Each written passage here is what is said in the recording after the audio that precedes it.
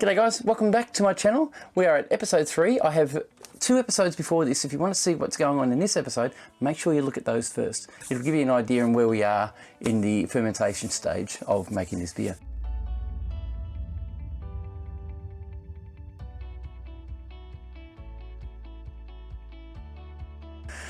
So right now, we're at the end of fermentation. The bubbles have stopped bubbling.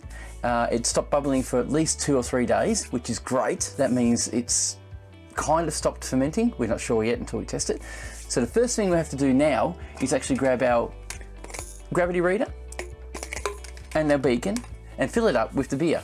With the beer, I'll show you in these pictures, you should have hardly any bubbles in it. Give it a twirl if it gets a bit bubbly around it, just to try and clear up the bubbles. And you should be able to see the level. The level should read 1.005 to 1.010. It could be plus or minus, don't worry. Write that number down and then wait for 24 hours and test it once again. If it hasn't changed, then you can be pretty sure that the fermentation has stopped. If it did change, it has actually dropped a little bit more. Make sure you leave it for another 24 to 48 hours to actually check it again and go through the steps again. Once you finish checking it and the fermentation has leveled and stayed that way for a couple of days, then it's ready to bottle. Right, it's now time to set your bottles up with priming sugars. Now, the reason why we use priming sugars is so the yeast has something to eat to create a little bit more carbonation so that your beer is fizzy when you drink it in the future. So what we need to do now is add priming sugars so that you can use carbonation drops, which is quite accessible from any shop. You can use normal household sugar, fine sugar, anything you like, as long as it's clean. What you need is 1 carbon drop for 350 ml or 2 carbon drops for 750 ml. That is equivalent to 1 teaspoon of sugar or 2 teaspoons of sugar, depending on what product you're using. Now the carbonation drops do have extra bits in, like glucose and things like that in it, to try and give you a better mouthfeel at the end, but it's not a big deal. Now if you do put too much sugar in, you can risk your bottles getting under too much pressure and exploding. You don't want that, it'll be a messy thing. Now what we need to do is place the fermenter in a high place, like a table or a bench, so you can get a bit of gravity to help you fill your bottles. Most fermenters have a tap on the bottom of them. Some don't. You might have to siphon them out the top, which is fine. You just got to get yourself either a siphon or an auto siphon. Siphoning can be a little bit more troublesome because they can create air through the system, but using a bottling wand is a much better way of bottling your beers. So you don't want to really risk oxygenating your beer too much. If you put too much oxygen in it, you will have a short life in your beers. So the beers will actually, they'll get they'll go darker and they will become contaminated because oxygen will breed with different bacteria and bugs.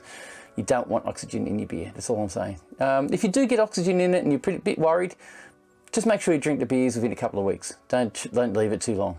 It will still be okay up until then. And then hopefully you've downed them all and you've enjoyed yourself and you start it all over again. What we need to do now is extract our finished fermented beer and put it into bottles. I'm going to put a couple of litres into 2 bottles. Then I'm going to transfer the rest to a keg. So this purpose, I'm going to show you how I put it into glass bottles, and I'll show you some pictures and video on putting it into a plastic bottles as well, just so you can see what the differences are. First, I'll show you the glass bottle parts. We'll open up this thing. Oh, by the way, when you're fermenting, this is a warning, please do not open your lid while you're fermenting. It is a problem that people do all the time or have. They want to see what's going on, they keep opening the lid. And the problem with opening the lid is you're letting in potential bacteria that may contaminate your beer. You don't want that, just leave it alone, all right? So I'm going to open her up. We'll give you a look inside. All right. Now that's sanitizer you're seeing rolling there, if you can see it. All right. Let's have a look at what it looks like. I have not opened this since I've had it. Look at that. That actually looks quite good. It definitely smells like beer. I'll try not to talk over it too much. I don't want to get anything in there. You've got a few floaties in there. I'll just be wary of what's going in there. These floaties won't harm you. They're not bad. I haven't cold crashed this, and the cold crashing means that you put it in the fridge for 24 hours and the coldness allows all the heavy sediment to sink to the bottom. But this is pretty clear about doing that. Another hint for you guys is if you preempt your bottling the day before, just tilt your bucket forward and wedge it with something like a small book so that the sediment on the bottom moves to the front, so it gets back to this end. You're going to put your siphon on this end, so if you have the least amount of sediment, the better you'll be. I'll just put this back on for now till I get everything ready. And the reason why I did that is I don't want too much getting in there. Here's my auto siphon. The little red cap is to actually help you clear the sediment from the base. You've got inside the actual siphon, you've got this little valve, you probably can't see it.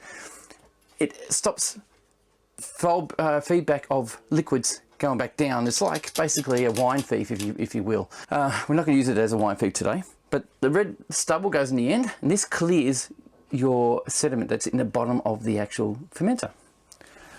What we do now is, this is super clean already, I've just done all that. We've got to sanitize it because it's going in your beer. I don't know if you've seen this before. I put sanitizer in a bottle. I got this from Autobahn. It's a really good bottle. It's chemical safe, so it's able to cope with all this. It's really good. Just make sure that I get everything, even the pipe and the tube. Everything has to be sanitized. Just quickly shove sanitizer on the lid. So when I put this down, it helps. Okay, so now the pipe also needs to be sanitized. Now, sanitizer is 1.5 to 1000 ratio. It won't harm you in any way. So what it does do though, is it does dry your skin out, so be wary of that. I get cracked skin a lot. The only other thing we've got is our bottling wand. A bottling wand is good for use on these things when they have a tap on it, so you can shove it in the inside of the tap, which is a great seal, or you can shove it in the end of this pipe and make this pipe a flexible bottling wand. So what we have here is a little tip. This is your valve that has a little rubber seal around it and a spring to stop it from, to help it seal basically in the base. That sits like this. The little prong sits there. When you push it into your actual bottle, it pushes in and beer is released. Hopefully hardly any oxygen goes in. And then you fill the bottle up to its maximum, pull the wand out, and I'll show you anyway. Now the foam doesn't hurt you. It's not a problem at all. If you've got foam, that means you've got sanitizer in the bottom. As the beer goes up, the sanitizer will contact all edges right up to the end. With that, I'm going to use 2 teaspoons of sugar with these bottles. They're 750 ml bottles each, and that's all I need to carbonate them properly. So I don't have any carbonation drops, so what I'm going to do is I'm actually going to use household sugar. Now, these are 750 ml bottles, and 750 ml bottles requires around about 7 grams of sugar to help carbonate. Now, if you've got a stubby, it's about 3.5 grams, something like that. So it's fine. So what I'm doing, I've got household sugar. This is one I've just finished with. There's only a little bit left in the packet. That is a measuring device that I got from the brew shop. It's 7.75 to 7.5 grams. The big one's 7.5 grams, which is, it says 0.75 on it. It says Costa d'Ore per zucchero, whatever. So anyway, I'm using this. It's Italian, but one of those is 7 grams of sugar, and I'm going to pour that in to one of these bottles before I bottle. So in it goes. Hopefully I'll get most of it in there. So there you go, 70 grams of sugar, ready to go. And all I need to do now is siphon my beer into it. We'll see how it goes, eh? Ready? So I've got my auto siphon, I've got my beer. I'll quickly spray this siphon down one more time, just to make sure it has all the sanitizer over everything before I get it and put it into anything. My hands too have to be sanitized. I'm going to carefully place it into the fermenter. Just very, very calmly put it to the bottom. Just like that. I need to activate it. So there's a beer coming out now. That's sort of started. Now I need to stop it before I go any further, because I need to run some out to make sure that the siphon has started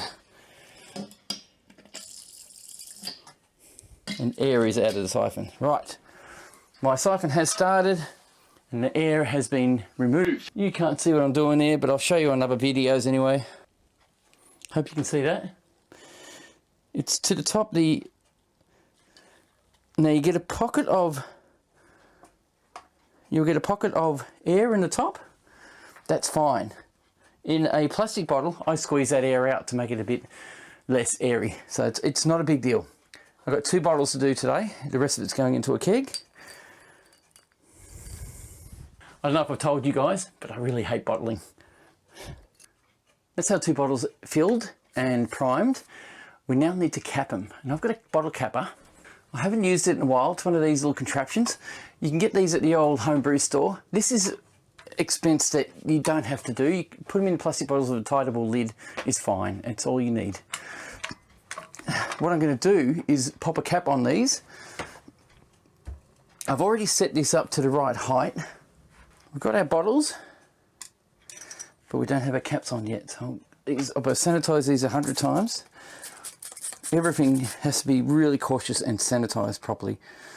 Your bottle capper goes in, just like that. Make sure the bottle lines up nice and neat. Bring the lid down and wait till it folds. Ready?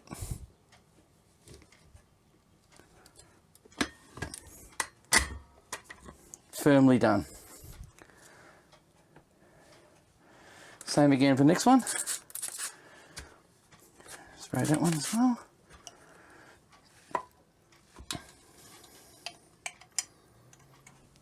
Nothing to it.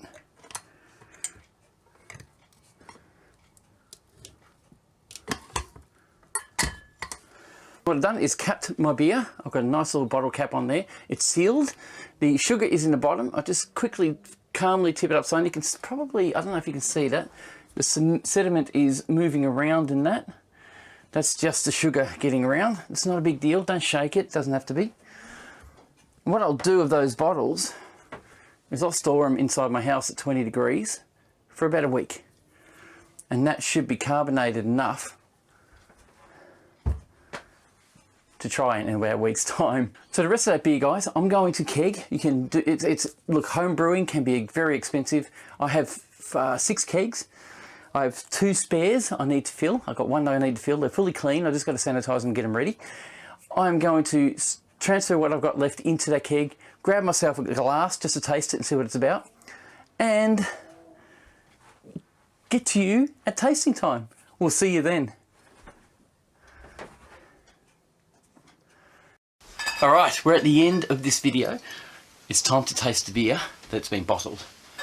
We have our bottled beer. There's a little bit of sediment on the bottom, that's fine. Just don't stir it up. If you want clear beer, just be gentle with it, don't shake it around. That sediment is just old yeast that has eaten sugar and has finished its job and dropped to the bottom. It's created carbonation in the beer bottle. Now, this is not freezing cold, this is still warm. Let's see if we get a hiss. We got a hiss. That's a good start, that means it gassed up. All right, we're gonna pour it in our glass, gently. Like I said, we need to cool this. I haven't done that. It's still warm beer. Okay. Now this is from sugar from inside the house. Look at that. I'll give it a quick tap so you can see it. Look at that. It's actually carbonated. How good is it? How clear does that look? The carbonation is it's really there. It's got a little bit of head going on. It's not highly carbonated. The smell is still new. It's young. I'm getting a small yeast smell. That will go away after sitting for a little bit and and aging. So give it a couple more weeks and it'll be beautiful. That yeast smell will disappear. It still has a beery smell. The colour is really nice. A nice orangey colour, as you can see. Wow, this actually turned out really good. Ready for the taste?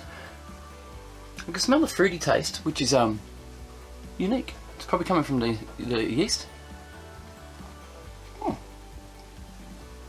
That carbonated up real. Oh wow, that's a nice beer. That's just a plain, easy drinking beer. Low in alcohol. It's 3.7%. This is. Oh my god, it's actually really nice. I'm sorry for the expressive, but mate, you can't go wrong. Putting the sugar in there and leaving it for a week has carbonated it and cleared it up nicely. Settled really good. For a cheap beer, $13.30, was it? $13.32? Plus water and labour and work. That is beautiful. That's a very nice beer. Wow, I'm shocked. Guys, you can do it. Thanks for watching this video. Hopefully this gives you inspiration to make your own. That is a clean, very well tasting beer. It was warm, but I don't care. That was a good flavour. It's a bit of sweetness to it, fruity. A fruity smell. Well made. Well, awesome stuff. Cheers guys, I hope you got a lot out of it.